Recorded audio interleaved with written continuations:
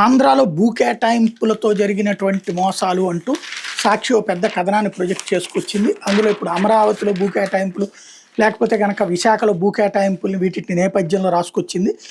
హడ్కోకేమో 1 ఎకరం 4 కోట్లు, RailTel corporation of India కేంద్ర ప్రభుత్వానికి 0.6 ఎకరాలకి 4 కోట్లు వసూలు చేశారు. రైల్ ఇండియా టెక్నికల్ ఎకనామిక్ సర్వీస్కి 1 ఎకరం 4 కోట్లకి, న్యూ ఇండియా అష్యూరెన్స్ కంపెనీకి 1.93 ఎకరాలు 4 కోట్లకి, సిండికేట్ బ్యాంక్ 1.3 ఎకరాలు 4 కోట్లకి, విజయ బ్యాంక్ 1.55 ఎకరాలు 4 కోట్లకి, కెనరా బ్యాంక్ 0.5 అంటే అరెకరం 4 కోట్లకి, ఆర్బీఐకి 11 ఎకరాలు 4 కోట్లకి, ఇండియన్ ఆర్మీకి 4 ఎకరాలు 1 కోటి రూపాయలకి, యూనియన్ బ్యాంక్ ఆఫ్ ఇండియాకి 1.57 ఎకరాలు 4 కోట్లకి, భారత పెట్రోలియం కార్పొరేషన్ ఆఫ్ ఇండియాకి 1.5 ఎకరాలకి 4 కోట్లకి, ఇండియన్ బ్యాంక్ 1.5 ఎకరానికి 4 కోట్లు, గెయిల్కి 0.75కి 4 కోట్లు, ఫుడ్ కార్పొరేషన్ ఆఫ్ ఇండియాకి 1.1కి 4 కోట్లు, లైఫ్ ఇన్సూరెన్స్ కార్పొరేషన్ ఆఫ్ ఇండియాకి 0.75కి 4 కోట్లు, ఎస్బీఐకి 3.3 ఎకరాలు 4 కోట్లు, ఆంధ్ర బ్యాంక్ 2.65 ఎకరాలకి 4 కోట్లు, బ్యాంక్ ఆఫ్ ఇండియాకి 1.5 ఎకరాలకి 4 కోట్లు, ఇండియన్ ఆయిల్ కార్పొరేషన్ 0.4కి 4 కోట్లు ఇట్లా ఇచ్చారు.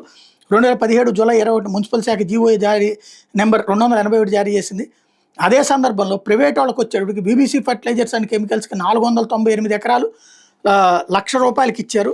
ఎల్ఎన్టీకి అంటే ఎకరం లక్షకి, ఎల్ఎన్టీకి 5 ఎకరాలు 1,50,000కి ఇచ్చారు. జేవియర్ స్కూల్ ఆఫ్ మేనేజ్మెంట్కి 50 ఎకరాలు 10 లక్షలకి ఇచ్చారు. ఎస్ఆర్ఎం యూనివర్సిటీకి 200 ఎకరాలు 50 లక్షలకి ఇచ్చారు. విట్కి 200 ఎకరాలు 50 లక్షలకి ఇచ్చారు ఎకరం.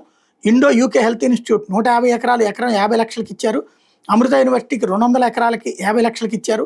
బసవతారక రామారావు బొంబేరువేల్కి 15 ఎకరాలు 25 లక్షలకి ఇచ్చారు. ఇషా ఫౌండేషన్కి 10 ఎకరాలు 10 లక్షలకి ఇచ్చారు. ఆర్ట్ ఆఫ్ లివింగ్కి 10 ఎకరాలు 10 లక్షలకి ఇచ్చారు. ఇట్లాగుంది దోపిడీ అన్నటువంటి విషయాన్ని హైలైట్ చేసుకొచ్చింది.